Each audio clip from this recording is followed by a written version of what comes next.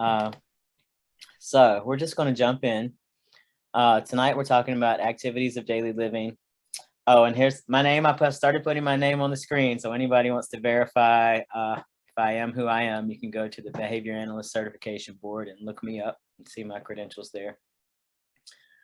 So let's jump in. Yeah, I think you guys know all the pre-stuff. We are going straight into potty training. So here we go. It's the big one. We're going to start with talking about the participants. Every time we talk about these different things, I'm always going to bring you back to the participants. And is everyone ready? We have a tendency to, when we're looking at behavior, to have a peek at the child and see if we think the child is ready for this. And when we are so singular in our focus, we miss the fact that potentially there are other participants who aren't ready. And if not everyone's ready, then we're going to be struggling in our container, right? So let's talk about the adults. Potty training is a huge commitment from adults. And so if you are someone, if you're the parent, the caregiver, the teacher, whoever is doing potty training, you have to make sure that you're ready. And so adults, when we talk about adult readiness, we're looking at a few different things. Emotionally, are you in a place in your life where you can handle the frustrations that can often come with potty training? If you have a full plate, if you're already at your emotional capacity and you're like, oh, I think I'll start potty training with my 2 or 3 or 4-year-old this weekend, you might want to really think about that and reassess and see if you can't get to a place where you have a little more emotional spaciousness, mental spaciousness. Also, if you're working like a 60-hour week or a 70-hour week and you have this huge project that's going on and you're about to launch this huge thing and you got all these things up in the air, might not be the time to start potty training. Okay, so we really want to take care of thinking about the adults and what they're bringing to the table. Physical spaciousness is another thing, and that means like in your schedule. Do you actually have time in your schedule to do this? Because potty training is not a oh, I think we'll start potty training today and it'll take, a few minutes here and a few minutes there and then we'll be done. It's a huge time commitment. So you have to have space in your physical life, in your everyday life. Do I have space in my schedule to deal with all the things that could come with potty training, with the extra time spent in the bathroom, with the extra laundry that we're going to be doing, with the extra messes that we're going to be cleaning? Okay, so just do some assessment of yourself and make sure that everyone that's going to be jumping into this ship is ready. Then we're going to go down and we're going to look at our kid once we feel like, okay, I feel like I can make some space in my schedule. I can make some space in my life. We can tackle this. I'm ready to do this. I'm tired of changing diapers, right? Let's go. So now we're going to look at our child. Are they ready? Okay. What is their level of self-awareness? That's huge. What is their level of environmental awareness? That's huge. Do they have the prerequisite skills? Right? Let's talk about some things that might alert us that our child has the awareness and is ready to maybe start potty training. If you check their diaper and they're dry or they're clean for more than 2 hours, they have some control over their bladder. Okay. If they have any verbal or physical interest in the potty, our bodily functions, if they're talking about their poop, if they're talking about their pee, if they tell you when kids will do this too, they'll use their diaper and then they'll come tell you to change them. If that's happening, they're ready. Okay. If you're like, oh, where'd my kid go? They got awful quiet. You look and they're in their spot in their corner where they always go to poop. That's an indicator of readiness. That's them saying, oh, I'm aware that my body is about to poop. I'm going to go take some privacy. Okay, that's a level of awareness, of body awareness and environmental awareness. That's an indicator they're ready to start potty training. A big one, they need to be able to sit for short periods of time. Okay, That's a huge one. Sometimes people will go into potty training without actually having noticed that they never asked their kid to sit ever, you know? Or they're like, yeah, every time we ride in a car, the kid's losing their mind. It's the only time they ever have to sit, right? But we're not putting it together. We need to make sure that our kid can sit for short periods of time. We're just talking about 1 or 2 minutes, sometimes more. Obviously, there's some kids will sit for a long time. Anyway, let's make sure our kids are ready before we begin. Oh, and also the thing about, the stability. If your kid's in the middle of some major medical crisis, or, suddenly you're like in a bout of, oh, we've been having nightmares for a week and we're not sleeping well, and or we're not eating well, we're coming off the flu, we're coming off a cold. If there's like a bunch of other stuff going on, it's not the time for potty. If we're like, oh, we're going to start potty training today, but in 3 days we're leaving for a vacation to Disney and we're going to be gone for a week, it's not the time to start potty training. Okay. You need like an extensive amount of time laid out in front of you. The physical environment is everything ready. It's not just the people when we go to potty training. We got to make sure the environment itself is ready as well. And let's talk about the bathroom setting. A lot of people will use those little potty chairs. They might play music. They're portable. They might stick them in the middle of the living room. I've seen it all. I've seen them right in the middle of the living room, and they let their kid run around naked, and they're like, this is how we're potty training. And I don't know why it's not working, right? I've seen all kinds of things.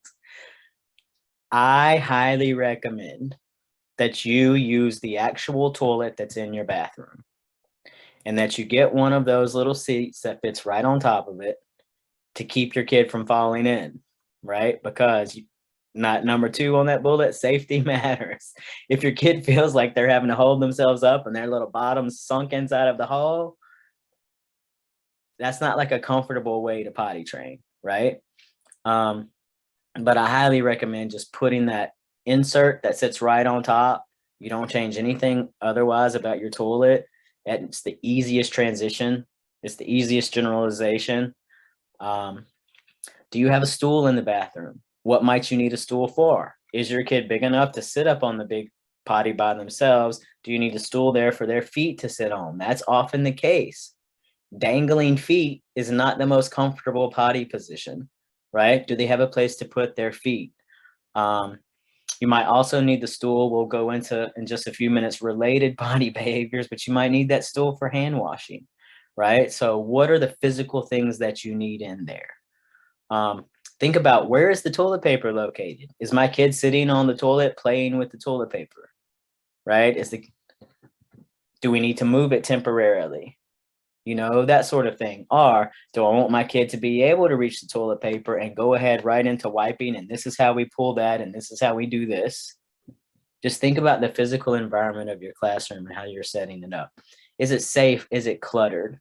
I know sometimes when we have littles and they're not toilet training yet, the bathroom kind of ends up being this like another place for toys. Like suddenly you've got the bathtub and you've got all these toys and you got all their shampoos and you got all their bath wash stuff and you got all the things that they like to have in the bathroom. And then you have your things kind of crammed in there. And then you end up with kind of like, oh, the bathroom is a really shrinking sort of space, right? What is the flow in there? Can you get from the door to the toilet very easily? Can you get from the door to the toilet? Is there a place for the stool if you have a stool in front of the toilet? While my kid is sitting, seriously, while my kid is sitting, what can they reach? What do I want them to be able to reach? And what would I prefer they not reach? Because if you have any aversion, once you get that kid on the toilet, if they're ticked off, guess what? They're going to be swiping and wiping and swatting and reaching and throwing and whatever they can reach, right? So we're going to hopefully make it not aversive, but if you're ever in that position, the last thing you want to do is now you're having to attend because they're throwing all kinds of stuff and it's not safe.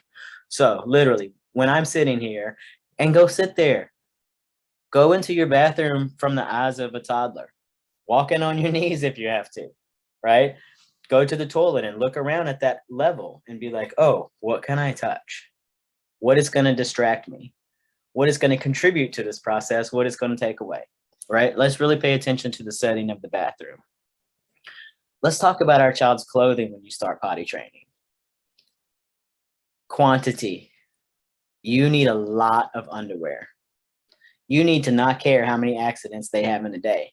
You don't need to be like, oh my gosh, they're on their last pair of underwear. What am I going to do? You need a lot of underwear. And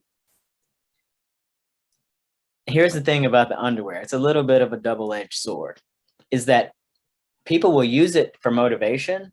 They'll say, oh, we'll buy your favorite underwear. We'll buy Spider-Man. We'll get Barbie. We'll get whatever, right? We'll get whoever. We'll get the Avengers. We'll get all the things. And that's wonderful. And that's very encouraging and motivating for your kid. But also be aware that you're going to need like 20 pair of underwear or 30 pair of underwear. Seriously, unless you want to stay up late and do laundry every night. Okay, you need a lot of underwear when you start. Don't be afraid to use hand-me-downs and, oh, my cousin just finished and let's get theirs. Get all the underwear you can get, right? So it could be costly if you're trying to get high quality designer underwear. And in the potty training stage, there are going to be times where you're just like, no, I'm throwing this out. Okay, there are just times where you're like, this 25-cent pair of underwear is not worth it. Okay, and you'll just let it go. So just be aware of the clothing that you're gonna go through. The same thing is like if you're wearing pants on top of if you're wearing pants or shorts or whatever it is on top of the underwear, are you wearing your best quality clothing? Do you want to wear your best quality clothing during potty training? You're asking yourself, oh, these are the really nice clothes and I want them to wear it to this thing next week. You might not want to wear those for potty training. Okay, just something to think about. You don't want an aversion to getting their clothes messed up to be something as an adult that gets in the way of potty training. The big thing about clothing is the difficulty level. Those clothes are going to come off and on and off and on and off and on and off and on and off and on.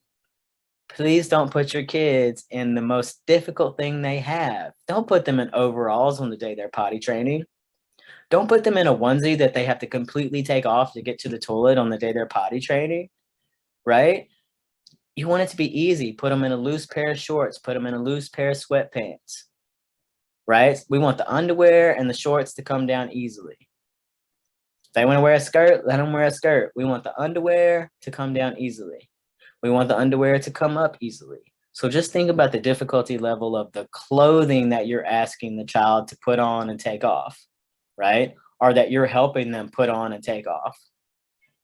And like if they're really tight, they can't even get their leg, it's number one, it's hard to get down, but now they're sitting and now your kid's like, are they going to take them all the way off? Are they going to come all the way off their feet? Are they going to keep them on? Is it going to keep their legs together? Like, pay attention to the tiny little details, like how difficult the clothing is to navigate for potty training.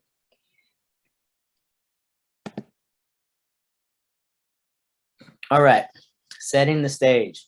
Back a little bit about the bathroom environment. We really need to be looking at it from a standpoint, is there anything aversive in there? Have you noticed that anything is aversive? Is it feeling too small? Some things you can't change, right? It's not like you're going to go knock down a wall and enlarge your bathroom time too because your kid feels like it's too small, right? But if you notice that you have a lot of clutter and it feels too small, that's something else. Is it too cramped? Is there some way you can make some space, right? Is the flush really loud? If your kid is like running from the room when they flush the toilet, I will tell you that flushing was really hard for us with my son. He does not like loud noises. He never has. And inside the bathroom, it tends to be a smaller space. The flush can be really loud. And so you're really loud in a smaller space and it could just be a lot, So during potty training for him, the flush was the hardest part. And literally it was even well after the potty training stage, he would kind of do this number where he would like try to cover one ear and flush and go out. There wasn't a whole lot we could do about it, because the flush was just what the flush was. We could have, if he were like overly sensitive and he was just like, no, this is where I'm drawing the line, we probably would have gone to like earplugs or headphones or something like that. But it never got to the point where he just like refused, but it was uncomfortable and he just like worked his way through it, Is your child stable on the toilet? And that's what I was talking about. What kind of seat are they sitting in? If your toilet rocks and it needs to be bolted a little tighter, okay, bolt it a little tighter. Something to notice is some of those tanks can be wiggly.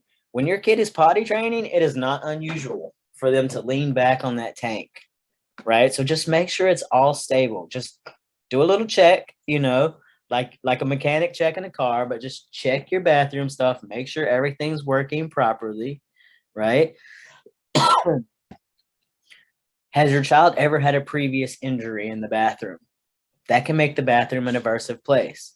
Did they, as littles do, try to get out of the bathtub by themselves and step on the side and slip, right? Did they bang their head on the sink? Did they, have there ever been any consequences carried out in the bathroom? I know when I was young, spankings often happened in the bathroom, right? So just be aware if there's like anything in the history of your child that can make the bathroom aversive. And we want to make sure that we do things to overcome that aversion, right? And so I'm wishing I'd have had a slide right here. I might put one in and send it to you guys. I updated the end of this PowerPoint, so this might be where I put one in and send you an update tomorrow. What can we do to make the bathroom less aversive, right? Number one is clearing out if it is too small, if it is too cramped, if there's stuff in the way, let's clear it out. But we want to make sure that we're going into the bathroom we don't want it to be party time, because we don't want to like, oh man, our kid's in the bathroom playing in the sink again, right? Not what we're looking for, but we don't want our kid afraid to go into the bathroom, right? So it's okay to take a preferred item in there, and we'll talk about that in a minute. But it's okay to do things, deliver reinforcers for going into the bathroom. Other ADLs just means, was there something, do they hate to get their hair washed and that happens in the bathroom? Do they hate to take a bath? Let's talk about potty protocols. Everybody okay? Can you hear me all right? I see my internet is telling me it's a little unstable. You guys good? I'm gonna go with yes. Potty protocols. Everybody does it differently. Every parent I've ever known has attempted potty training differently, but there's kind of a recipe that I like to use. And I kind of learned this when I was working with little guys with autism in the clinics, and we had a lot of kids who really struggled with potty training, and it really became about opportunities for success, as many things are. What are the opportunities for success? So first of all, let's talk about how the antecedents can create opportunities for success. If I'm going to do potty training, I'm going to say, first of all, you need a whole weekend or 2 to 3 days where literally you're at home. You're not running here and there. You're not going to the store or grandma's or work or anywhere else. Our objective this weekend is potty training. And every adult that is expected to do it, if it's both parents, they both need to be there. Okay? If it's a parent and a grandparent, they need to be there. Everybody needs to be on the same page with potty training, because when you don't, what happens is your kid gets inadvertently reinforced. And so then they're hit and miss for potty training. Like sometimes they'll do it, sometimes they won't. Sometimes they'll do it for one person, sometimes they'll do it for another person, right? They get all kinds of mixed signals. So I'm setting up for potty training. I want to make sure that I have plenty of clothing. We already talked about that as part of the setting the stage, right? I have plenty of clothing. I'm ready to go. I want to make sure that I'm using clothing and not diapers. When I make a commitment to potty training, diapers are gone except for nap or overnight.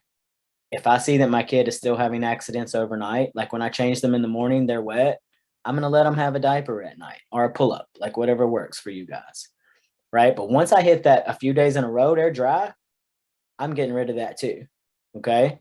So we want to go straight to clothing for many, many reasons.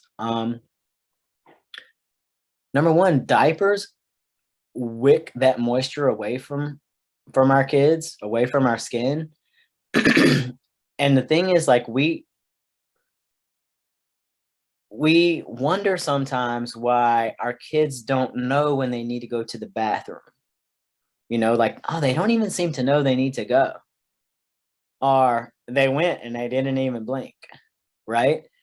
Well, when we start, if you think way back in the old days, right, there were no diapers, there were no pamper type products, they were cloth. When you wear a cloth diaper and you wet it, it touches your skin and you feel it. So very early on, it doesn't take you long to realize, oh, I peed, I'm wet, I feel that. But when you're in a diaper until you're 2 or 3 or older, you don't go through that period. You don't have that whole period of like, oh, I peed, I'm wet. I peed, I'm wet, right? I peed, I'm still dry. I peed, I'm still dry. I peed, I'm still dry. Like it does, you don't get that connection, right? And so when you start potty training, you want to get rid of the diapers because that's the only way that you're going to get that child to start making that connection. If it's a kid who's really good at shutting their body off, a lot of our kids with autism, for various reasons, are really good at sort of disconnecting from the body. They're like, oh yeah, I'll just disconnect. It won't bother me, you know? And so you got a little more work to do there, but you want to make sure that we're in clothing. The other thing that I'll do is I want to flood with liquids. I want to create opportunities for success. What I have seen happen, and it blows my mind sometimes, is I'll see parents and they're like, okay, we're going to do potty training. No, you can't drink any water. You'll wet your pants. No, you can't have anything to drink. You'll wet your pants, right? And so hold on to that one, Angela. But we'll get to it. We have to flood with liquids, right? Otherwise, they don't need to go. They have to need to go. If they don't need to go, how are we going to get an opportunity? Basically, you don't give them anything to drink. They don't need to go to the bathroom. You take them to the bathroom when they don't need to go to the bathroom, and then you make them sit there when they don't need to go. And now you're in this whole cycle of I'm in aversion, right? I don't even see the point of this. Flood them with liquids. And by that, I mean whatever their favorite drink is. I don't care about that time. That container is where I don't care. I don't care if their favorite drink is Kool-Aid. I don't care if their favorite drink is soda.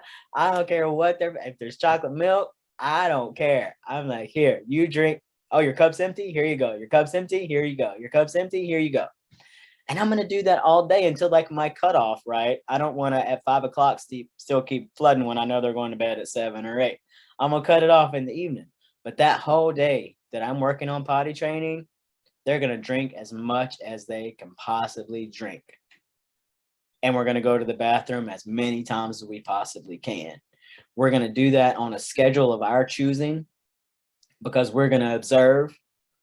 When we do this in a clinic, we take data on it. We're like, 8 o'clock, wet, dry, pee, poop, success. 8:15, wet, dry, or what happened, right? We're tracking it. And so pretty quickly you figure out, oh, even flooded with liquids, they're going to the bathroom about every 20 minutes. Okay, I'm going to set my timer just before that, right? Because I don't want them to have an accident, but I also don't want to make them go a whole bunch of times when they don't need to. So I want to catch success, right? Sorry, Angela, I'm looking for in my slides real quick to see where I can poke this in there.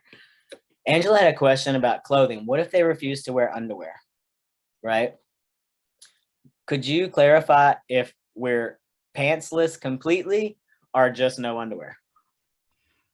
He only wants a pull-up on. He will not go pantsless. He will not go just naked on the bottom, which I'm fine with during potty training. I think my older kids sometimes just wore, actually Leo potty trained in like 12 minutes, so he doesn't count. But Frankie refuses. He wants the diaper on no matter what. Well, so I'm gonna invite you to consider that. What would happen if there were no diapers? So I would love that. My problem is I have taken the diapers away when I like went in. Oh, we're breaking up.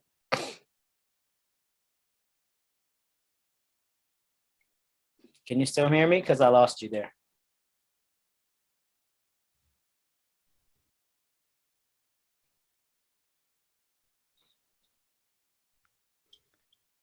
Could you hear me? No, now I can hear you. Old diapers, but with a big squeeze. And I put some on him. He stayed dry. I mean, in between going to the potty for a couple hours, and then he pooped in his underwear. And I think that he was so, I don't know, just had such a major reaction to it. He does not want to put them back on. Mm. Well, I think you're starting with you're gonna have to get rid of diapers, Yeah. right? And it's whether you reinforce literally, like I Oh, you're said, breaking up. you can choose some that are more motivating if that motivates him at all, or you give him a reinforcer for putting it on. Even if he takes them right back off. Sometimes you have to shape these little Okay. things. Or you skip underwear altogether and see if you can go to pants. You know what I mean? It's like really you got to pick your battles there. And you're like, okay, what do I want to Right. do? But as long as his sort of behavior can demand a diaper and a diaper presents itself, right? It's Okay. working for him. Right. Right. Like he's like, I got what I want. What's the problem? You Right. know? So I guess my issue with would be, what do I do if come Monday he hasn't progressed to the point where he is going to stay dry or clean? You just keep going. Like Do I just do it in underwear? yeah. School needs to be on board. School needs to be on the Okay. same page. He goes to school in underwear. They keep doing the protocol just like you do it. Their life and his life becomes potty for a few days. Pretty much. Okay. You don't want to put that diaper on and send him on Monday morning after you've worked all weekend. Right? All of your settings need to be on the same page. That's back to that I said, are the participants ready? You need to let the school know.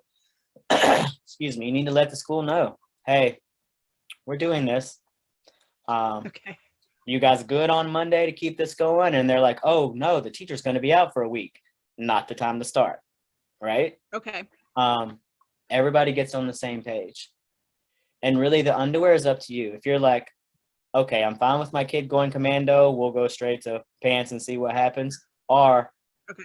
I feel strongly that underwear is a good idea. Let's just think about the underwear you're using.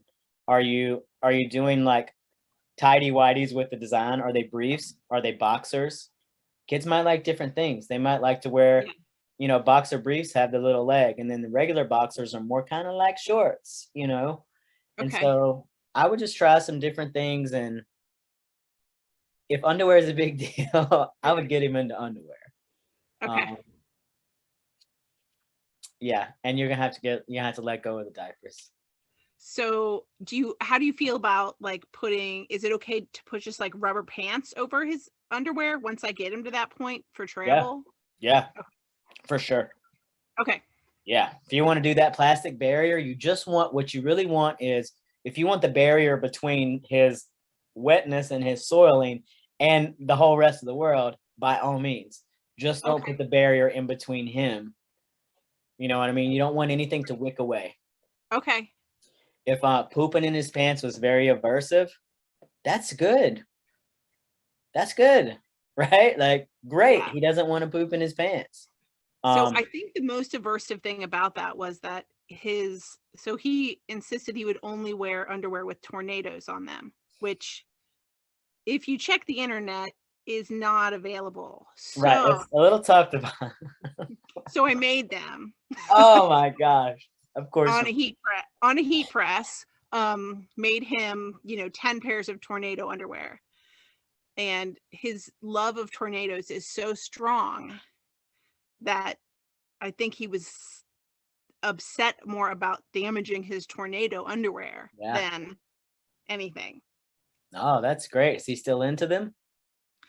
Yeah, he is obsessed with tornadoes. Yeah. Okay. Wonderful. Wonderful. So Great. get like 30 pairs of tornado underwear. I mean, whatever works for you. But yeah, I can only strongly recommend that you let go of the diapers. Okay. This is one of those things I didn't put in here, but it reminds me of this, and it's totally off. It's on a tangent. I'm gonna stick it in. Where can I stick it in? I'm gonna stick it down in here with food. There we go. All right. You okay with that? Yes. All right. We're going to talk about the behavioral tasks that are involved with the potty protocol. We'll go on to another screen with that. And then the consequences are just like everything else. What are we reinforcing with? And are we doing a whole task reinforcement? Or are we doing a partial task reinforcement? And that really matters when we get down into the behaviors themselves and we start thinking about what are the potential tasks that I'm asking my child to do that I call potty training, right? Is it, oh, I'm going to give you this, this Skittle if you go to the bathroom and come back out and everything's great, you can have a Skittle. That's a whole task, right? Or am I going to look at each of the tasks that is being required? And are there any places where, oh, they're fine, they do that, no problem? Or where are they getting hung up? Okay. And I strongly recommend to you that you teach or encourage or make sure your child does every single step. Part of going to the potty is being able to pull down your own pants and underwear. Okay. What I see a lot of is the adult will do all of that part. They'll do everything and they'll get the kid on the potty because all they're focused on is that one act of elimination. Okay. We got to get beyond that one act of elimination. First of all, it puts way too much pressure on that one act of elimination. Let's look at the whole thing. Let's look at the pieces that go in there. Kids can be highly successful pulling down their pants. Right? Now you got some momentum going because they're doing something. They're not just standing there waiting for things to happen to them. They're participating in the process. Can they open the door on the way in? Can you open the door? Can you close the door? Can you pull down your pants?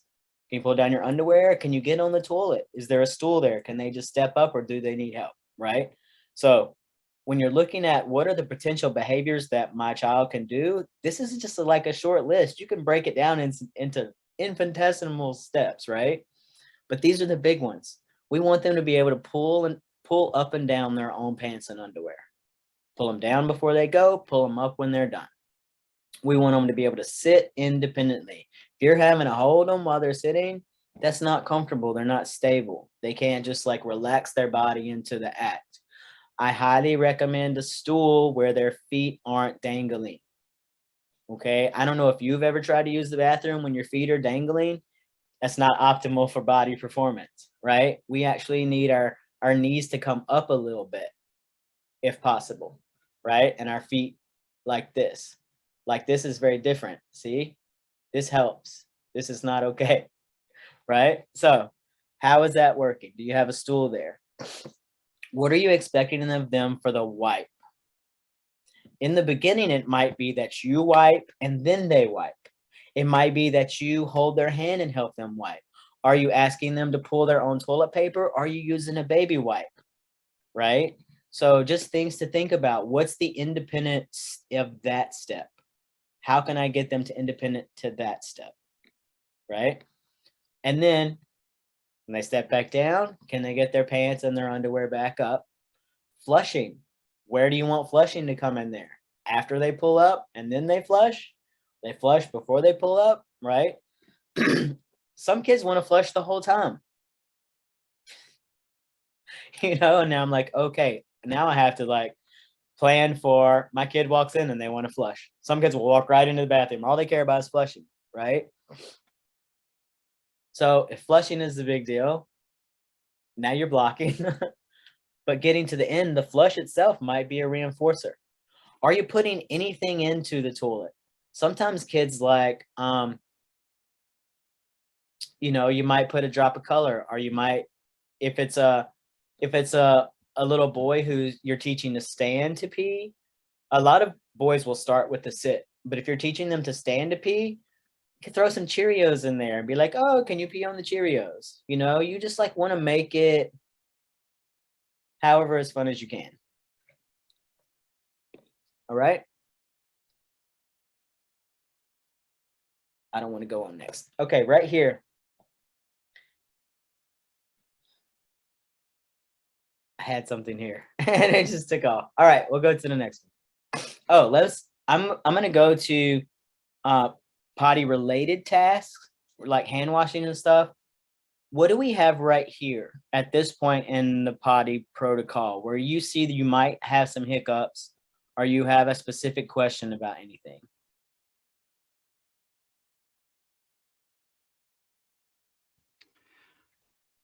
This Oh, I might know. be shocking, but I have a question. No, I'm glad you do. Okay. I don't know if it's exactly in here, but so Frankie will only use one bathroom. It is our half bath on the first floor, Mm-hmm. and it is set up like perfect for him. He calls it his ladder potty. It Mm-hmm. has steps that go up. There's handles on each side of the seat, and there's a back to what he sits on. Cool. I bought one for school as well. So he has one there and he will sit on that, but he'll only sit on those that are like, and it's a pretty large contraption. Mm-hmm. So it makes it not very portable. Right. So Well, yeah, we're going to talk about generalizing for mastery in just a little bit, okay. but it's okay, honestly, until you have independence there. Uh-huh. Right? Right now, you don't have independence there. Right.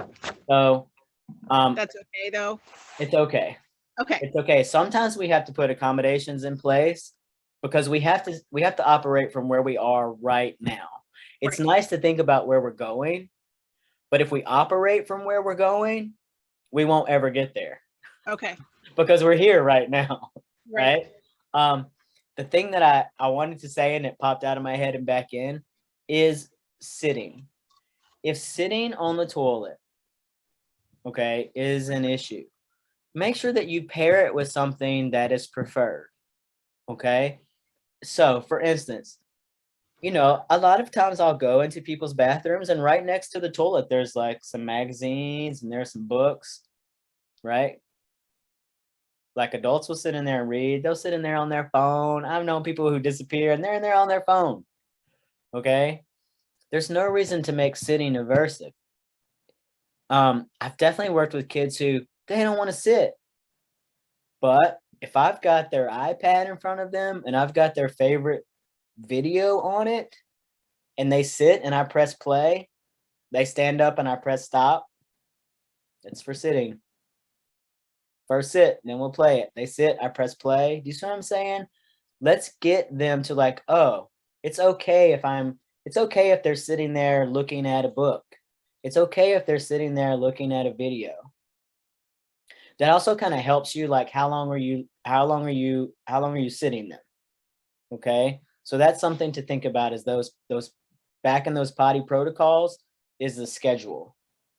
Like that includes the schedule. If I'm going every 15 minutes, but how long am I sitting? Am I sitting for 5 minutes? No, like in the beginning, you're sitting for a couple of minutes. If your kid's going to pee, they're going to pee within the first couple of minutes. And quite often what happens is you get them up, you pull up their underwear and they pee. And you're like, ah, right? When something happens that we don't prefer, and I'll talk about this at the end for some reason. Maybe I should start talking about this at the beginning. When something happens that the adult does not prefer, we really have to minimize our response. Okay? We don't want to be yelling in the bathroom. We we don't want to be flipping out because there's a mess. We don't want to be attaching any sort of anybody feeling bad to anything happening with toileting. Toileting is already a very tender subject. And if we add our own personal trauma to it, we're not doing ourselves any favor in the bathroom. There will be accidents. Okay? I got a little kid, they're learning to use the bathroom. There will be accidents. I accept that. Do I enjoy cleaning it up? No. You know, would I prefer that they had success every time? Of course. And eventually they will. And I have to be aware that my response to the accidents makes a difference on the successes as well. Okay. So we really want to minimize our actual response in that we just need to do exactly what we need to do to get it cleaned up. When our kid is very at the beginning of potty training, that is not the time. You don't want to maximize the attention you put on accidents. Okay? You really want to minimize that. You want to maximize the attention you put on success. Okay? There is sometimes when a child just sort of hits a wall with potty training and they're just like, it's not happening. We've had what we call potty parties. And a potty party is basically when you live in the bathroom for a period of time. You're like, okay, Saturday, we're having a potty party. We're going to be in the bathroom all day. And that's what we're going to do until we get success. You know, if you have a kid who's like getting up there in age, I've had kids who literally, they just would not use the bathroom. They would only use their diaper. I've had kids who I've had to systematically trim away pieces of their diaper, starting with their crotch and then trimming it away until finally it was just a ring around the waist and finally it was gone. You know, sometimes you have to shape that. Kids are just like, no, I'm only doing it in my diaper, right? So those are things to think about. Sometimes they're tougher. When we get into these tougher stuff, that's the stuff for our advanced classes. Right now, we're just talking about this pretty much will work for everyone if you stick to it. Okay, if you keep it systematic, if you keep it routine, if you get everybody on the same page. If you have, I'm getting ahead of myself. Let's go ahead. Potty related behavioral tasks. You need to be thinking about, these are things that are related to potty. Do I want to be teaching them at the same time? I can tell you that if you haven't already started washing hands, teaching washing hands, when you start potty training, that's the perfect time. Because you want your kid to be wiping, you want your kid to be washing their hands, right? Can they open and close the bathroom door? Washing hands is a whole lot more than just, oh, wash your hands. Can they turn on the water? Can they wet their hands? Can they get the soap? Can they rub their hands together to make bubbles? Can they rinse the bubbles off of their hands? Can they turn off the water? Can they dry their hands? And these also are also things you're thinking about. Just like with, you know, the bathroom setting, if I'm teaching hand washing, what does my sink look like? How difficult is my soap pump? Can they reach the water? How hard is it to turn off and on? How hot does it get and how fast? What are we drying our hands with? Are we using a towel? Are we using paper towels? A lot of times at school, we're using paper towels, right? But at home, we're quite often using a hand towel. That's not something we think about right away when we teach hand washing, but it's a difference that if we have a kid who struggles, it's a difference they'll pick up on, okay? And so just things to think about, these potty-related behavioral tasks. And then generalizing for mastery. For me, mastery occurs when my child can use the potty in 3 different settings. My child can use the potty with 3 different adults. My potty can use my child can use the potty with 3 different sets of clothing. Okay. And so that first one, settings, Angela, that would go with your my child can use the potty in 3 different bathrooms that have 3 different kinds of toilets. That's your generalizing for mastery, right? It's totally fine if it's just like when we first start, we're going to use that seat that goes in the potty that keeps them from falling in. At some point, we get rid of that. But as long as they need it physically in their little person body, we're going to keep it in place, you know? And just like if you see that your guy, oh, he will only go here in this one toilet, in this one bathroom at my house. He will only go here in this one toilet in the bathroom at school. Now you're going to start, okay, we need a potty party at grandma's house, right? We need a potty party at somebody else's house that doesn't have that, you know?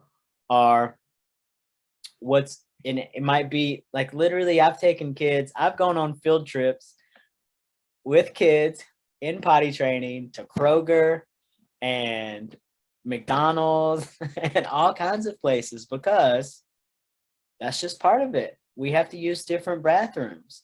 You have a second bathroom in your home. Once you have mastery on that first one, I start using that second one too. Not every time, but you can mix them out, right? Mix and match, sometimes here, sometimes there, and you're going to use the same exact procedures, right? I'm going to pause here because that is the end of potty training. And it was a lot. And we can always go deeper and deeper and deeper. So any questions here before we roll to our other ADLs?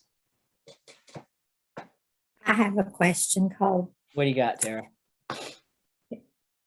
Is there any use in me trying to potty train a student without support from the house, from the parents at home? I mean, they want her potty trained. They just don't want to do it. And they're willing to, buy me the big girl panties. They're willing to do anything except actually take her to the potty. Well, this is one of those things. We know that our kids will discriminate environments. Mm-hmm. That's true. But what might be something to plan for as a potential side effect would be that the kid could potentially just end up holding all day. Mm. And then they're like, because they know when they get home, they're going to put that diaper on. Right. Mm-hmm. So for me, that's the only one that I'd watch out for. If you start potty training and you see the kids not going at school but they're dry all day, right? I would be like, are we holding? But otherwise, I'd give it a go. I'd give it a go. I'd flood with liquids and try to get success and celebrate the heck out of it. And you can tell the parents what the procedure is. This is what we're doing. This is how we found success. This is what we recommend. But you already know. You're fighting reinforcement on the other end. And so and how do you feel about putting the pull-up over top of the big girl panties? She doesn't have any kind, like she'd wear the big girl panties, she'd wear pull-ups, she'd wear nothing. There's no aversion there. I was just trying to, because I am at school and she's out in gen ed a lot of times, and I don't want that. Yeah, that's a good idea. Just put the pull-up over that, and then that way that doesn't wick it away from the skin. Right. Because we want her to feel it. We want her to feel it, even if she doesn't really notice it at first. Over time, we want that connection to start being made. Okay. That's a great idea, putting the pull-up over it. Okay. Thank you. I'm going to try. She's 11. Yeah. Yeah. So, and Angela, kudos to you for making underwear with tornadoes. Right. That is a level of dedication. I that know, above and beyond. Mhm. Right. And yeah, it can't be easy. So I just I'm all want to in. acknowledge, I wish I had a parent with, I mean, not all my parents, I just wish this parent would have even a tenth of your determination. Well, thank you. Um, Angela, I was wondering, we've talked a little bit about how he's discriminating between people. Mhm. Would you say that that is true of other behavioral demands as well? Yes. Okay, so really what you're really working with then is um, a difference in instructional control, and that's going to have to be addressed first. Okay, that was going to be my question That's going to because have to be addressed as a prerequisite for that person. okay. And that's the kind of stuff though that really you wanna build that in a sort of fun way, like, Mhm. and it's like fast and you keep it going. You're like, oh, can you put this toy over there? Oh, can you bring me this? Oh, can you do that? Oh, oh, good job bringing me that. Oh, can you do that? Oh, can you do that? Like literally the whole time that they're playing, it's asking to do something. Can you Okay. bring me this toy? I'll play it with you. Can you, right? What you were telling me earlier about we give the 3 statements, Uh-huh. I like to give one statement. Okay. I find that every second that ticks by, Mm-hmm. that avoidance is successful, Okay, that makes sense. right? And Right. so I like to say, I need you to do this or whatever, Mhm. right? However you're saying it. If I get no response, but I'm right there, I know they heard me. The next thing I do is I go over and I use my hands. And while I might say, I need you to, and then I'm just an automaton, right? Okay. I Right. really have to be aware that my feelings and emotions have nothing to do with this. And so I don't want to bring them there and make it have something to do with it. Look, it's about this kid. Here we are. Da, da, da. You want Okay. my excitement? You want my eye contact? You want all my stuff? Yeah, let's do it for all the things I want you to do it for. Okay. Yeah. Yeah. But the instructional control has to come first. And Yeah, it's it's not going to huge. suddenly appear during potty training, which is a huge one. It's got to build those little ones.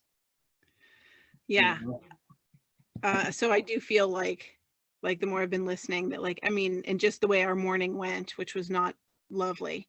And it's horrible to say, but it's because Matt was home. He was off work today. So it's out of his norm, you Yeah. know. And he has he has zero instructional control when it comes to Frankie. So just my presence in the house when Matt is there makes it 1,000 times harder for Matt to accomplish anything with Frankie. And so I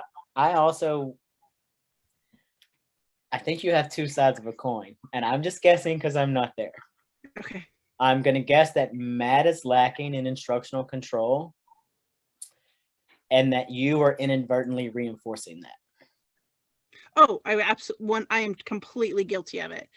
I Right. am And so, 100% the person that says, I will just do it because yeah. it will be easier. And it's easier for whom? Right. It's easier for me. Right. It's not easier for Frankie in the long term, and that's definitely having a detrimental effect, Right. It's not easier for anyone else. No. Any other participant, right? And so not zero. Yeah. that might be the place where you need to step out. You need to step out, and you might be like, here are the things, we know the procedures, we know the protocols, we know that you're working on this, we know the reinforcers in place. If you just have to go flat and just work your way through it until it's done, success or not, you just need to work your way through it until it's done. Right? Because what's happening is he's successfully escaping.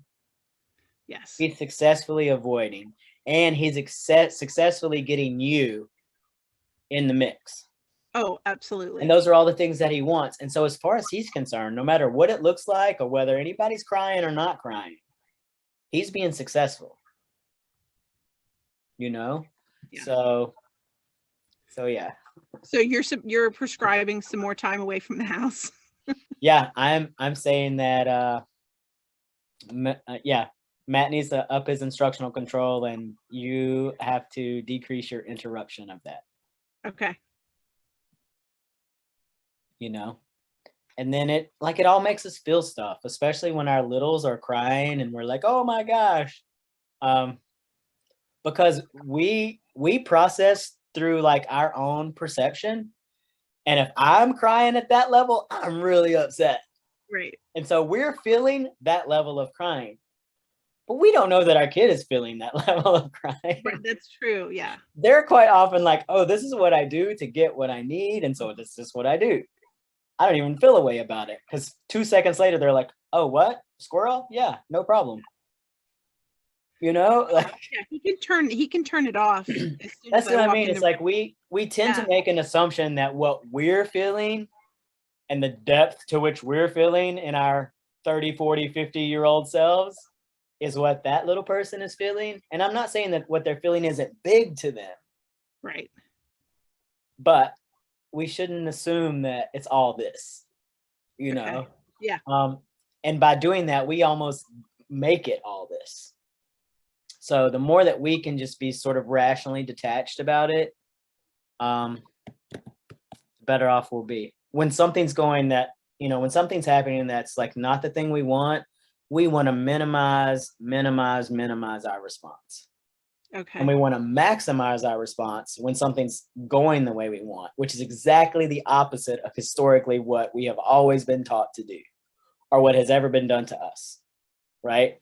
The loud kid, the messy kid, the disruptive kid, the unsafe kid, that's the kid where we go, ah! And the one that's just chucking along, we don't even hardly notice they exist, right? We got to flip that. Yeah, Frankie gets actually, I think, very reinforced in school on that principle because his teacher, we've had our struggles the whole year, views basically Frankie is not he's not a huge behavior problem. He's not having huge outbursts, Mm-hmm. but he goes with the flow and just kind of is just there. But it's because he's not fully engaged. He's not engaging. Right. But because he's not a problem, he's Yeah. not a problem. I see that all the time. Yeah. I see that all the time. Like your kids who, that's what they call under the radar, right? Yeah. They're flying under the radar, which is they're not a big enough issue for me to intervene. Right. And so, yeah. Anyway, what do you got? Anything else on here? We're going to roll into other stuff. Feel good? I think we're ready to roll. All right. Other bathroom ADLs are different tasks, but will take the same approach. Things to consider. Is there anything aversive in there? Right? If there is, we need to desensitize. For instance, if the bathtub is aversive, then we might want to sit in the bathtub without water if water is the aversion, right? Or if sitting on the toilet is aversive, we might want to sit with the lid closed, as we build up to, we might not want to do the whole thing. The whole task at the beginning might be, let's just go into the bathroom and just be in there for 1 minute without falling apart. Great, you did it. We're out. Now it might be, okay, let's go in there and let's just sit on the toilet with the lid closed with our clothes on. Great, we did it. Success. Now let's go in and pull down our pants and sit on it. You sat, it doesn't matter if you went or you didn't. You sat, great, let's celebrate, right? So we want to desensitize to any aversions that are there. We want to reinforce closer approximations, which is what I was just talking about. You can get into some really, really intense things with toilet training and some things where kids have like taught themselves something that they don't want to undo. A kid who will only poop if they're over in this corner.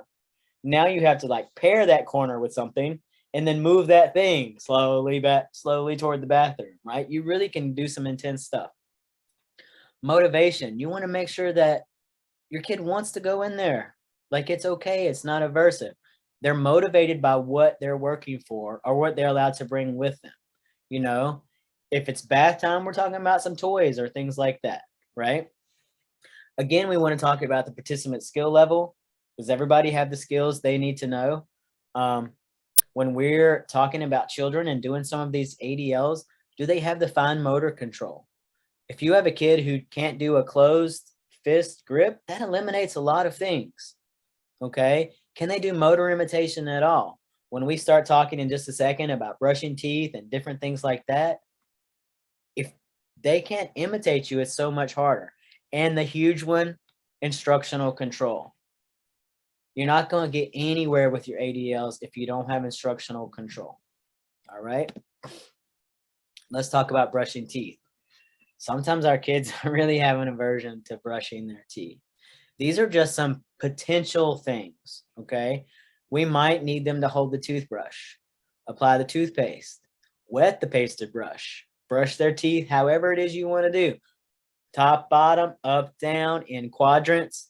You know, sometimes you can get, can they spit it out? Did they swallow it? Which, yeah, that's what happens. In case you never tried brushing teeth with your kid, the first thing they do is they stick the toothbrush in their mouth and they suck all the toothpaste off and they swallow it, right? So we want to make sure that what's going on the toothpaste, number one, is safe for swallowing. Get a kid's toothpaste. And two, it's just a little bit. That's why they say a pea size. For me, a pea size is too much when I'm even starting because it's more about the procedure, okay? Are they able to rinse their brush? Are they able to rinse their mouth? There's a whole bunch of tasks. It depends on where your kid is right now.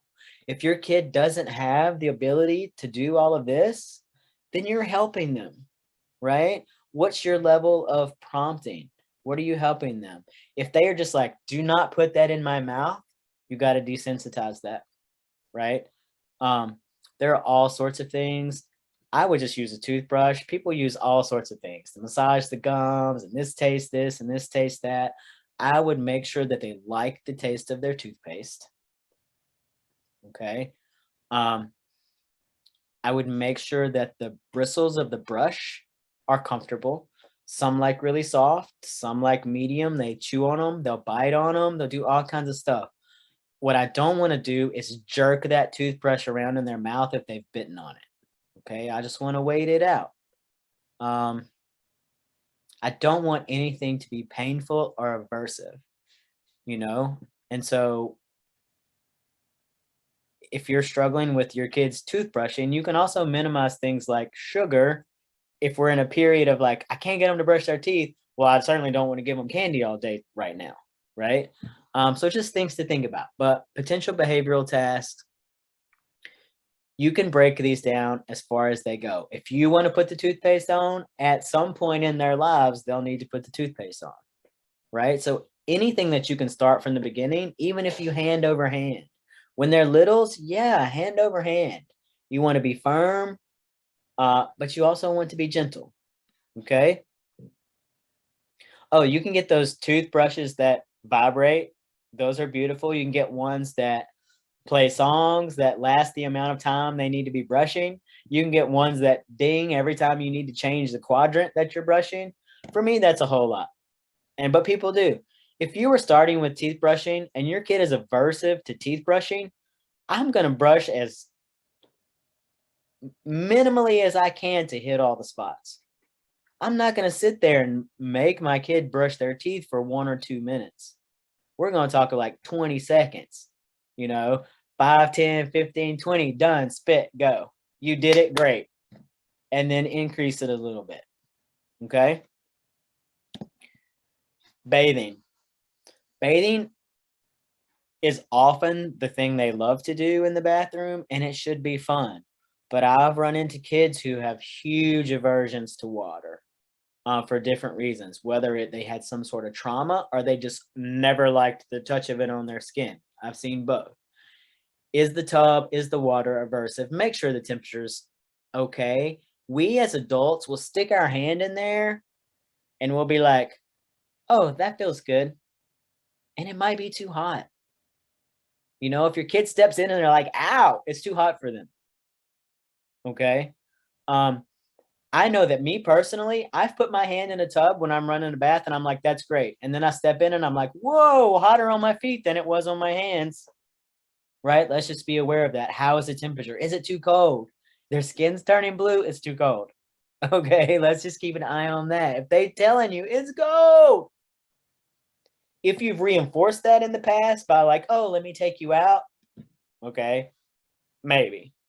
But typically just check the water temperature. How is the depth? When it's too deep, some kids are like, whoa. When it's too shallow, some kids are like, nope. Right? How is the depth for your kid? Are they flopping around in there? Are you worried about them going under? We might want to we might want to address that. What about the soap? Is the soap okay? Do they like the smell of the soap? Is the soap aversive? Some soaps smell good, some don't smell good. It's very particular to the person. I'm very particular about that kind of stuff, right? How is the kid about that kind of stuff? Maybe it matters. Do you have the soap that's fun and it's foamy and it's color? What can we do to increase our motivation in there? Do we have bubbles? Are bubbles okay or not okay, right? Do we have toys in there? What kind of toys do we have in there? Is there a lot of sound? Do we have soft music playing? Do we not have music? Is it just generally loud in the bathroom? Does it smell in the bathroom? Okay, is it pleasant in there? Is it not pleasant in there? We just want to think about, is there anything about bath time that can be aversive, right? And this is another one of those. If you have struggles with water, start in the bathtub with some toys. With no water, build your way up. I had a kid who literally could not stand a drip of water on him. He wore a bib when he ate. He just could not stand it, right? But through a series of desensitization, within 3 months, he was out in the kiddie pool with every other kid there, living it up. You know, it takes like, oh, this is fun. You know, this can be fun. Can we find a way for this to be fun? All right. Okay, we're moving on to food. Self-feeding. This is not in the slides, but I'm going to throw this in right now because there's really not a place for it. Pacifiers. If your kid is taking a pacifier and you've been unable to get rid of it, I invite you to consider that, much like the diapers we were talking about earlier, it can just disappear. And then what would happen? Right? They will work through it. You can offer other sort of self-soothing stuff. Okay. But children are not purchasing their own pacifiers. So if it reaches that point where it's time to let it go, and you can either cold turkey it, or you can clip off the end and clip a little more and clip a little more and clip a little more and clip a little more. But either way, what you don't want to do is, at the height of the screaming and the crying and the third night without sleep, is go buy another pacifier. Once you've made that commitment, it's done. You wait it out. Okay? Self-feeding. Is your child ready to self-feed? Some things that they need to be able to do before you start that. Are they independently eating finger foods? If they're not independently eating finger foods, if you're still spoon feeding them baby food, it's not time to go here. They should be independently eating things they pick up with their fingers. Okay? Can they fine motor grasp their utensil? That matters for self-feeding. If there are some kids who just don't have that, there are adaptive devices. There are ones that can strap and stuff. If we're talking about any sort of physical thing that prevents them, it's not like an age appropriate thing, but just your OT and your PT can help with that. And they need to be able to sit for extended periods of 5 or more minutes, you know, to feed themselves. They really can't do it while they're wandering around. Some things to think about for self-feeding: the physical environment. What is a room like? What's a chair like? What's a table like? Are we in a high chair and there's a tray right in front of us? Are we sitting at the table and we're in a chair and the table is at this level? we're going to struggle with self-feeding. Are we sitting at a kiddie table and our stuff is appropriate? Just things to think about: your physical setup, your materials, your plates, your bowls, your cups, your utensils. What are we using? Are they age appropriate?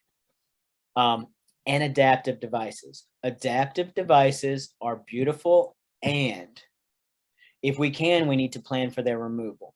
And what I mean by that is, let's say that I see this a lot. When a kid first starts, they get those bowls with the suction cup, and the bowl will stick to the table so that it doesn't fall off, right? While they're trying, it doesn't fall off. But what I've seen happen is, instead of using that hand to hold, they'll just hold that hand by their side and they'll just eat like this. And so then when they get to a bowl that isn't stationary, it'll just run right off the table. It won't occur to them to put that other hand up to block it, right? So you want to be mixing those things out when you can, because you want to raise that awareness that this left hand needs to come up to stabilize, or whichever, if they're a left hand eater or the right hand. One hand is scooping, the other hand is stabilizing the dish. If we only ever use dishes that don't move, we're not accounting for that, right? And at some point, that dish is going to move, and is it going to be on the floor because we didn't account for it?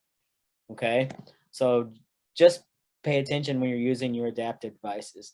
If you're using cups like sippy cups or something like that, you want to be thinking, as I move into a regular cup, how do I need to adjust for this? There are regular cups now. They're really cool. They're just like drinking. They teach the whole thing. They have like this circle thing in the middle. I don't know. They're great. Those are great because they're an easy transition to a regular cup. The foods that we're putting on the plate. If you have a kid who is a picky eater, they refuse to eat anything but chicken nuggets and Cheetos, and I have had it. I have had kids who are such picky eaters, they won't take anything. Okay. I've had a kid who was a few days away from a feeding tube because he just wouldn't eat. I had a kid, I was talking about him earlier. He came, when I met him, he was almost 5 years old, and he was eating stage 1 baby foods. And that's all he'd ever eaten in his life, was stage 1 baby foods. And sweet potato was his favorite. And so his hands, the palms of his hands and his elbows and his feet and his knees were all orange, like straight orange. That's all he would eat. And he didn't move his mouth. He didn't have any motor muscles because he just literally just swallowed. And so he also, when he talked, he didn't move his mouth. So he talked like this, right? And you couldn't really understand what he said. So he was nonverbal because he wasn't moving his mouth. And so, right, you have to start with like, let's put some choices on the plate. Let's look at the amounts. When we're trying to get our kid to eat, no more than a couple of bites of something. That's all. Like, we don't want to put a big spoonful and then force our way through 10 bites of potatoes or green beans or whatever, right? If you have a kid who they just don't want to eat, you want to start with a plate and you want to put maybe 5 things on there, but 2 bites of each. Okay, and even finger foods. They'll eat what they want. You can reinforce when they eat. First bite this, and then you can have your Cheeto. First this, and then your Dorito. Like whatever, but it's little. Okay, so be thinking about those amounts. And deprivation and saturation are huge when you're working with food.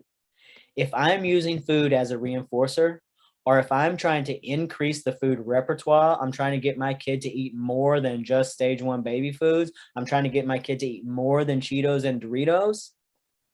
I need to pay attention to what I'm allowing them to eat, right? So I can make sure they're not already full when they come to the table. If they ate a bag of Doritos 5 minutes ago, and now they're at their table and I want them to sample a green bean, probably not going to happen, right? I'm just kind of trying to force feed them at this point, and that doesn't make anything less aversive. The kid who only ate stage 1 baby foods, one of the things that we did with him was he loved the iPad. He loved movies. As long as he was willing to put that food in his mouth, like literally, we reinforced him when it touched his lips. Touch this food to your lip. Yeah, we're going to play your movie for 10 seconds. If it got into his mouth, we were going to play it for 30 seconds. If he swallowed it, he probably had 5 minutes. right? These little bitty steps you have to take. That little star about grazing. I see this often. If your kid is not expected to sit while they eat, you're waging an uphill battle for self-feeding. You're waging an uphill battle for increasing the food repertoire. I have seen where food just kind of sits on the table and the kid won't sit there. They just run around and do their thing, and they run over and take a bite and they drop it and they run away and they come back and they take a bite and they drop it. That's called grazing. And it's very detrimental to establishing these activities of daily living, like routine, sitting, feeding yourself. Okay. Encouraging fruits or vegetables or whatever it is you're encouraging if they're snacking and chipping and candy and that stuff all day. Okay. Some of the things that you want to look at for self-feeding behavioral tasks, and there's a long list. This can go, you really can break it down all sorts of ways. Can they scoop with their spoon? Can they stab with their fork? Can they keep once they scoop, can they keep the food on there until it makes it to the mouth? Can they get it in the mouth, or is it like they scooped it, but it fell in their lap every time? See how that step can be something you need to look at. Can they bring the utensil back out? Some kid will put the whole thing in and just bite. And that's where they'll hold. Are they bringing it back out? Are they chewing, or are they trying to swallow with whole food? Are they chewing and they spitting it out? Or are they chewing it and they're swallowing? Can they drink with a cup? Can they drink with a straw? Right? Just a bunch of different things that you can look at when you're talking about self-feeding.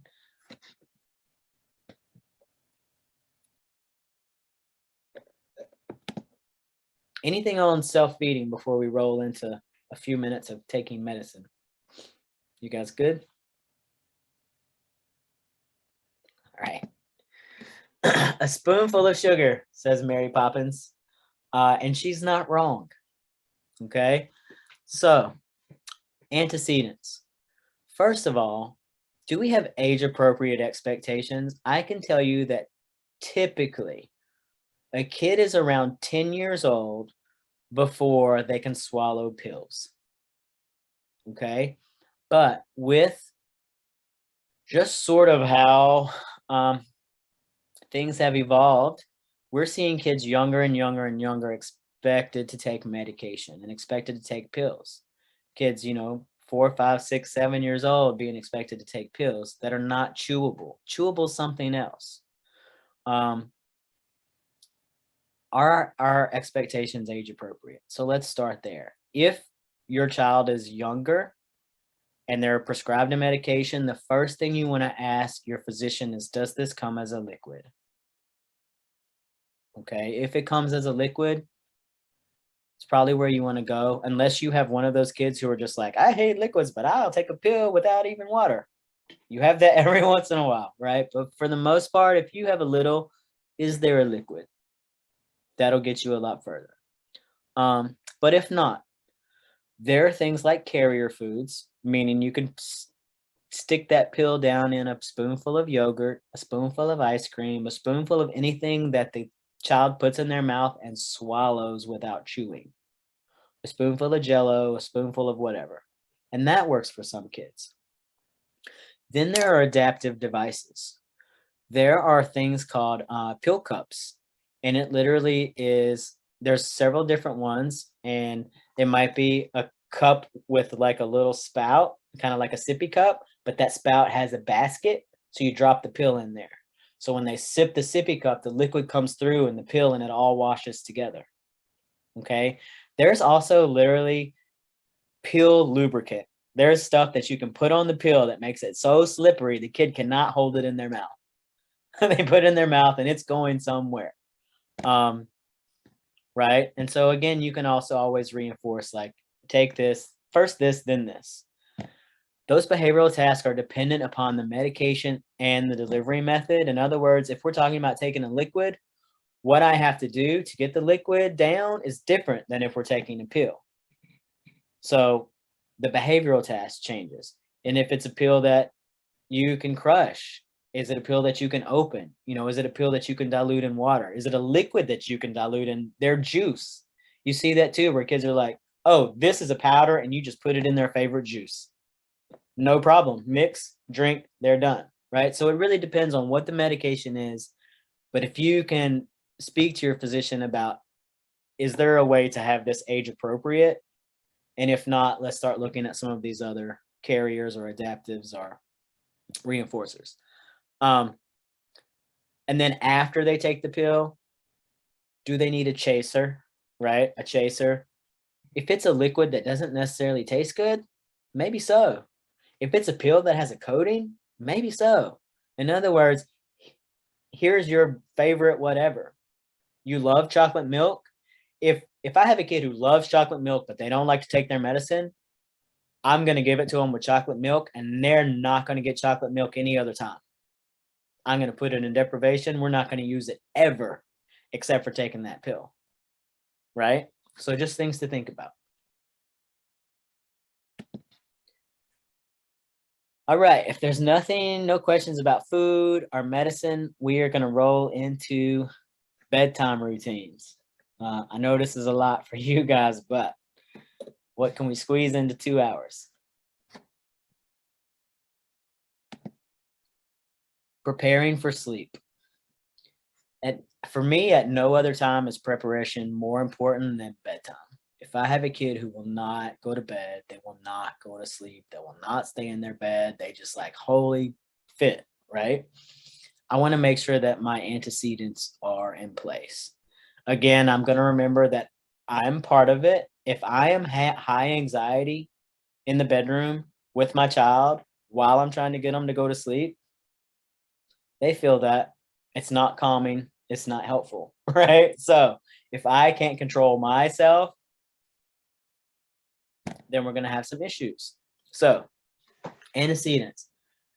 Bedtime is a very sensory time, as all of our ADLs are.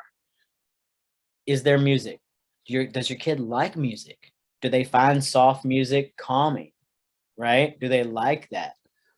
What about lights? How is the lighting? Do they like it completely dark, or does that scare them? Do they need a little night light? Is that night light a soft glow, or is it something that puts stars on the ceiling? Is that helpful or is that distracting? Right? I really want to look at my environment. What are the smells in there? Sometimes things like lavender rub, or lavender mist is very calming. Lavender, chamomile, right? Those are calming things, and people will use essential oils to be like, oh, lavender, let's take it down a notch. Does your kid like something like that? What's the temperature? I personally cannot sleep when it's too hot. I like it to be just a little cold, and I like to snuggle under my blankets, right? How is your kid? Do they like to have blankets? Some kids don't want blankets. Some kids like blankets. Some kids just want a thin sheet. Some kids want nothing. Some want a weighted blanket. They really like that, right? Do they like touch? Do they want to be patted while they fall asleep? Do they want to be rubbed? How about a foot rub? How about a leg rub? I have a friend who is a massage therapist, and when her kids were little, she would just massage them until they went to sleep. That's what they do. She just massaged their little feet and whatever. And even as they got older, they'd be like, hey, mom, can you massage my feet? I can't sleep, right? It would just take them, put them right out. A snack. A lot of times when we get tired, we also either get hungry or we think we're hungry.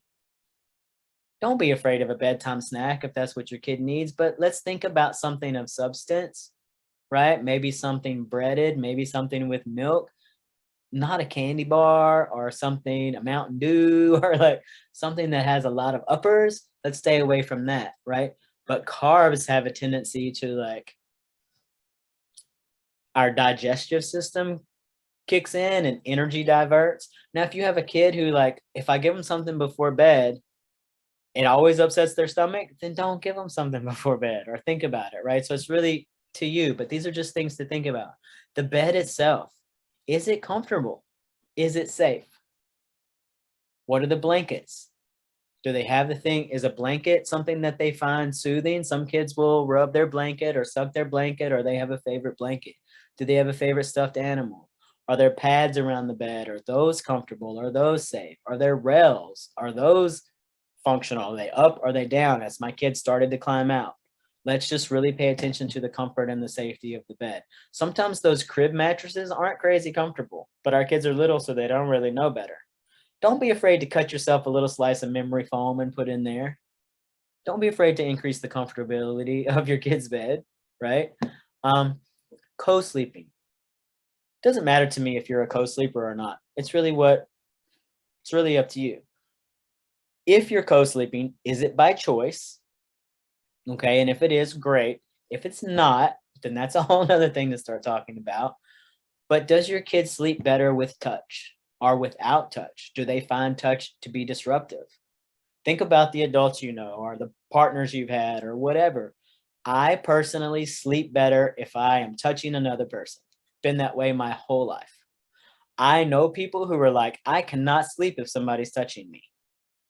Okay, so really, it just really depends on your kid. If that touch, if you're patting them or rubbing them is disruptive, then don't do it. But if they find it soothing, feel free to do that. Routines, routines, routines. The better you can get at your bedtime routine. This happens every single time.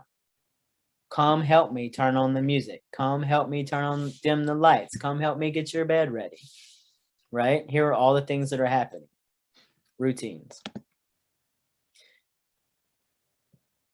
Here is a big slide for kids that won't sleep, because this is what we do as adults. We say, go to sleep.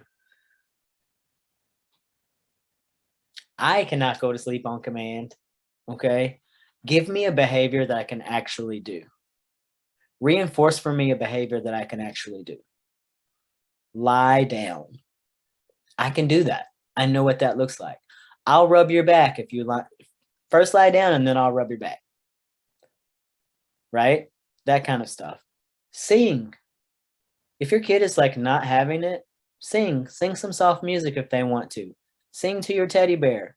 I can't tell you how many times I have observed someone rocking and singing to a little and they go to sleep, right? There's no reason to let go of that once you get them into a bed. It's okay to sing a bedtime song, right? Breathe. We talked a few classes back about breathing as a replacement behavior. If you're practicing deep breathing, this is a beautiful place. This is a beautiful place because that's going to take our body. Even if you're just breathing and they're just hearing you while you rub their back, they will tune into that. Things like if I have a kid who's just like really wiggly and they can't or whatever, hey, let's see how long you can hold your arms in the air while you lie on your back. Let's see how long you can hold your legs in your air while you lie on the back, right? And they're just holding. After a while, they start to get heavy. Your limbs start to get heavy, you know? Any other behaviors that maintain a calm and reclined body, right? If you have a stool right next to your kid's crib, expect them to climb out at some point. Like you're setting that up, right? So like, are you encouraging physical activity or are you taking it down a notch? If you know your kid's bedtime is 8 o'clock, at 7:45 is not the time for a wrestling match. Okay? Things like that.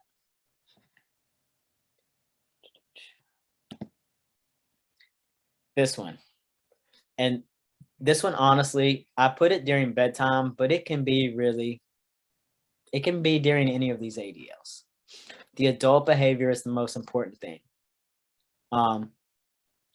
We want to use a soft but firm voice. We want our tone to be low, right? We're not yelling at bedtime because that gets us up.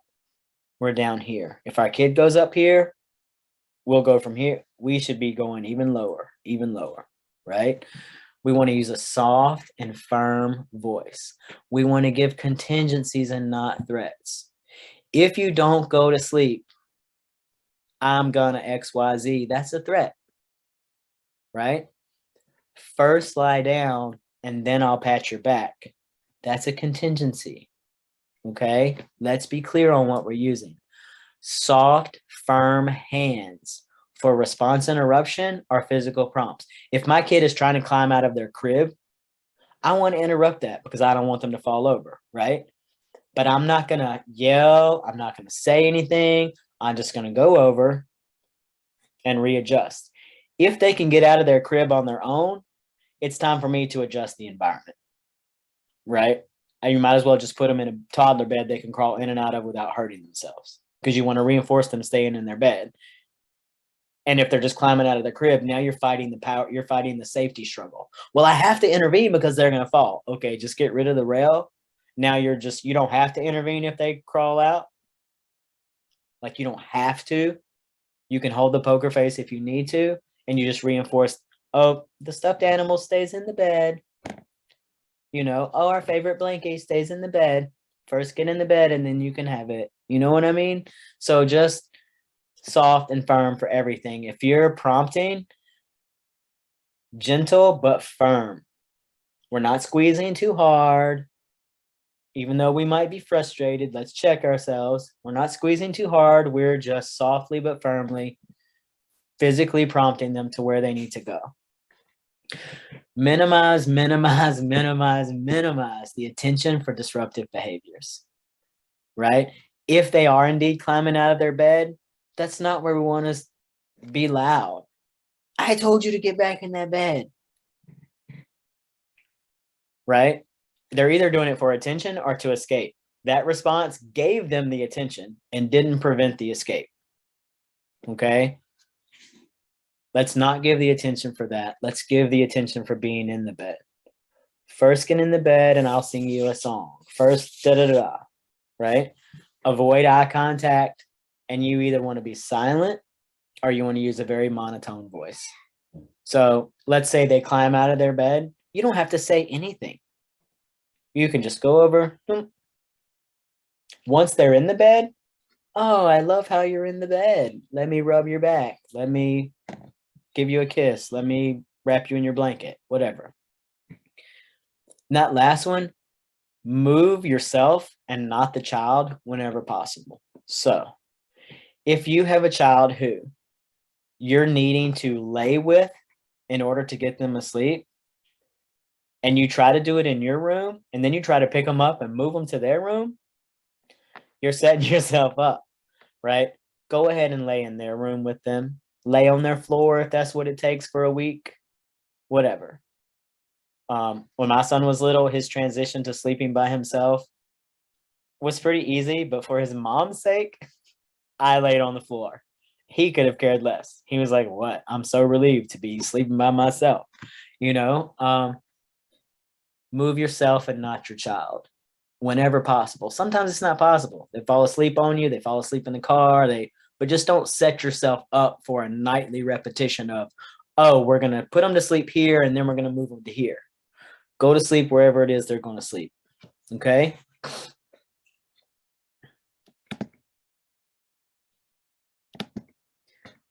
All right, guys. We are through it.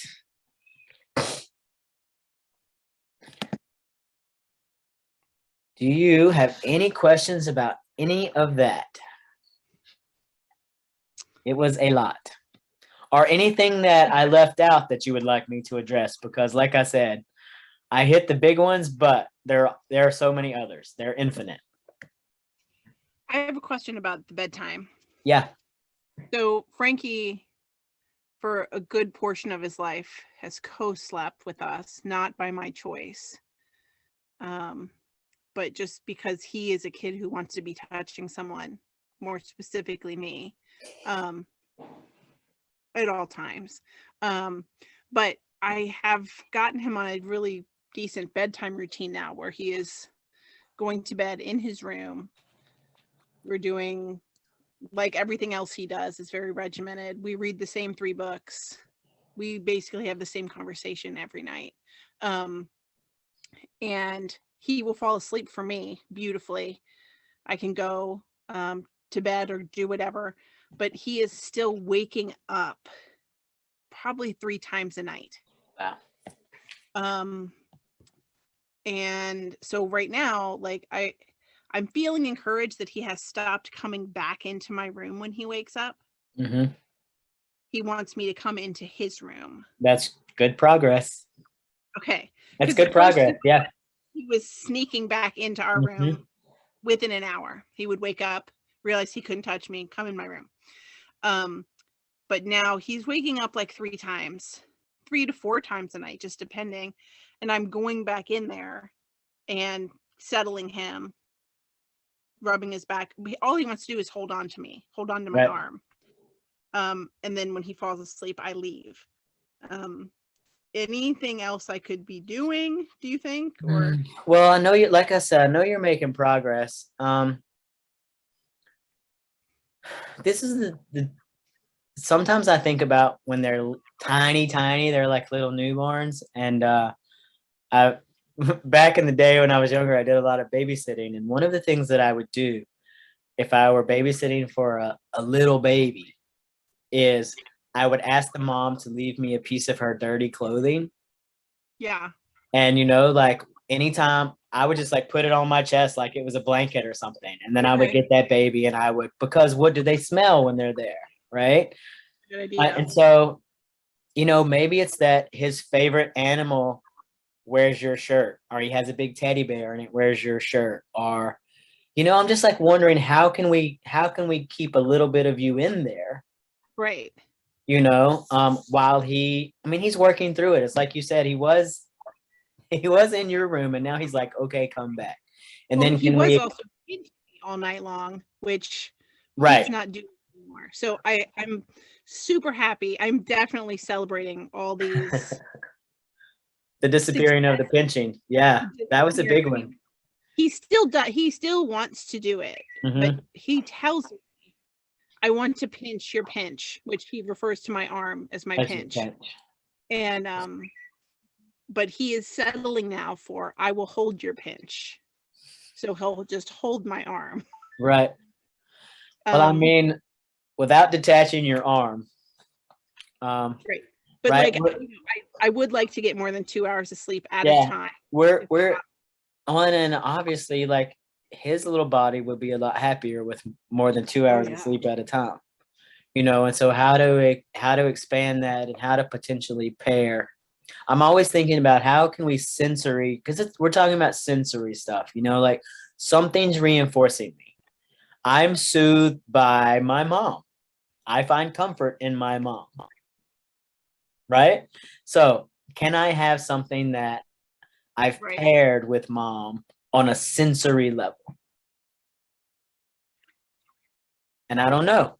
For me, that's where I come to, oh, is there a favorite shirt that he likes to rub that you wear? Is there, you know what I mean? I just start thinking things like that. Right. Because you really just got to keep it. Definitely will try that. Extend it a little. And that's the other thing is, so how is Comes. There he is. But you're muted. You're on mute. What happened there? Oh, no. This is what I was trying to ask you. How is he calling you? Do you have like a video or something? It's a really poor connection. This is a really important question. So I wonder if I can chat it to you. Okay.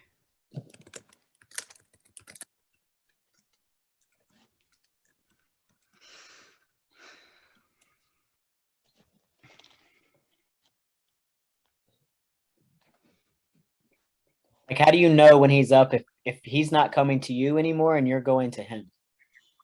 He's yelling from his room. He calls me Amma, and he'll say, Amma, need you, and just get louder and louder until I come in there. Okay, I think I'm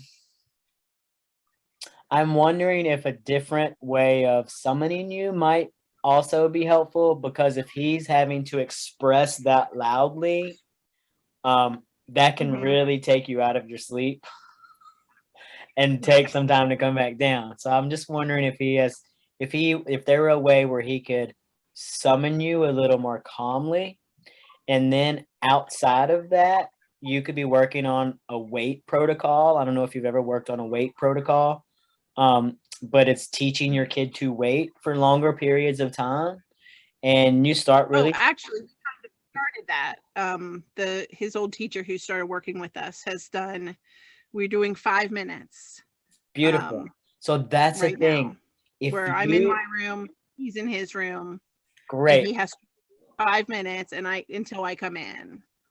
If you can get some independence with the wait protocol, and you have a way where he can summon you without everybody screaming and you have to scream back. When he summons you, right, you can say, I need you to wait a few minutes and then I'll be there. Okay. Right. And then if he waits that 5 minutes and then you go, he may have fallen back asleep. He may not. Right.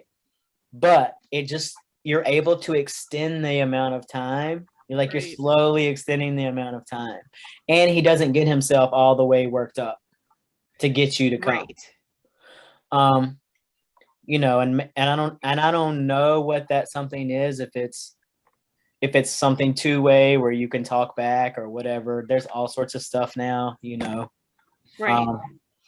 But yeah, I definitely would recommend a different way to summon you.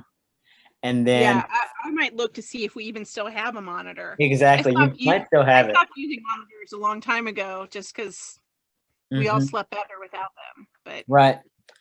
Well, the thing too is that it needs to be one of those deals where you can talk back. right. Right. And there are a ton out there. They're not that expensive anymore, which is nice. And you don't even, if you look baby monitor, it's probably more than if you just look for like security camera with voice. I mean, he could probably use a walkie-talkie. If he can use a walkie-talkie. Yeah. Yeah. I'll have to Just try that. That's a good teach him a idea. different way to call you that's not so doesn't get the body so worked up. And then Okay. I'd work on that. Yeah, Getting so- him to wait just a little bit. Yeah, the waiting is huge. He likes to know where I am at all times, and so Mhm. it's just been the waiting has been a struggle for him.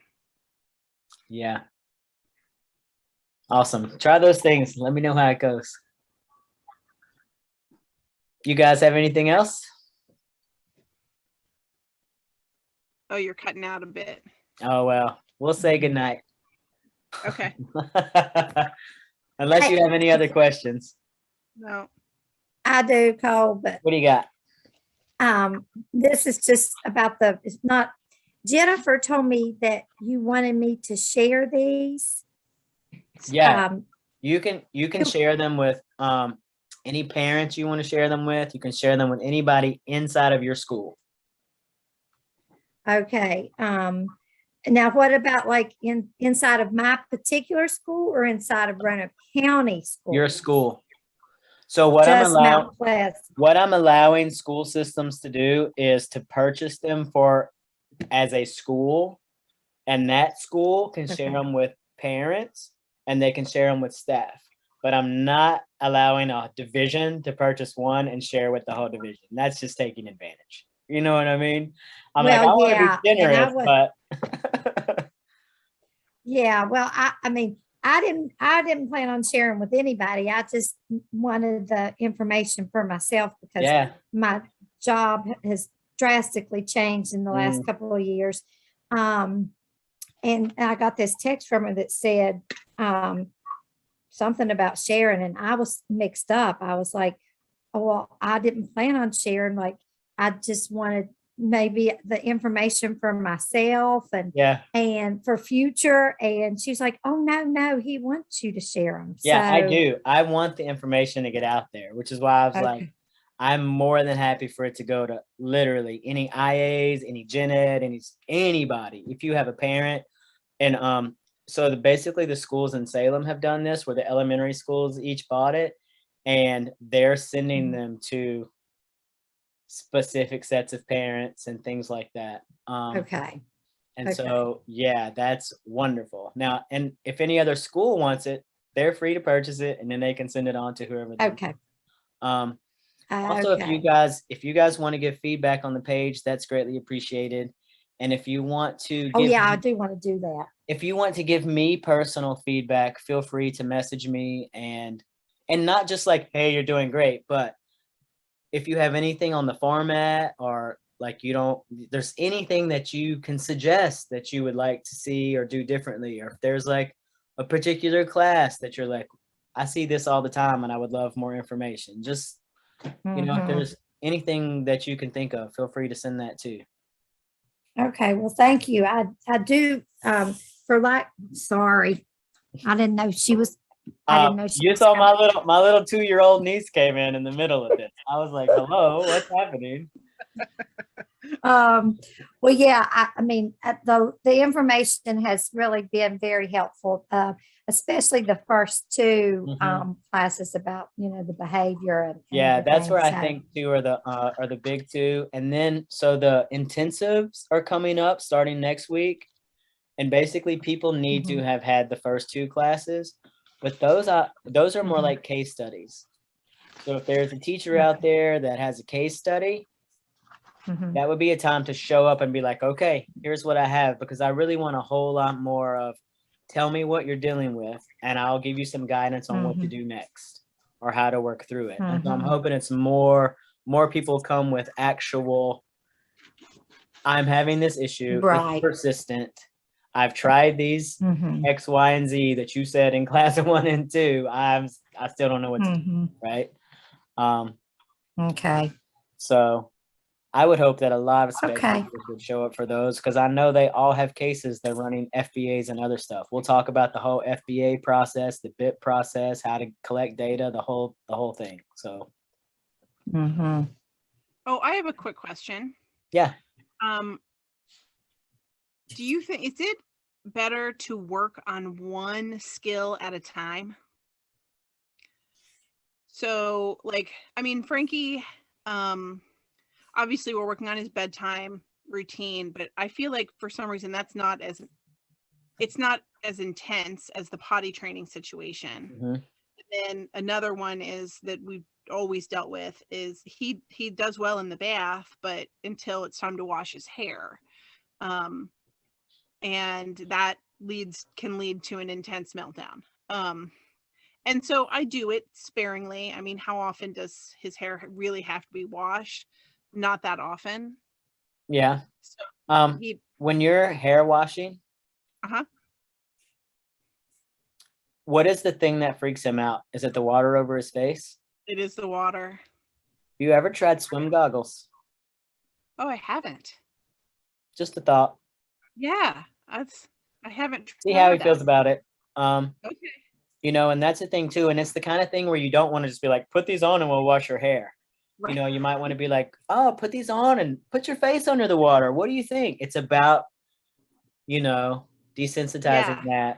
that face. And also the other things are like just thinking about what are you using? Is he laying down? Are you doing the cup method? Can you get him to put his head back? Right? There's like all these different things you got to adjust.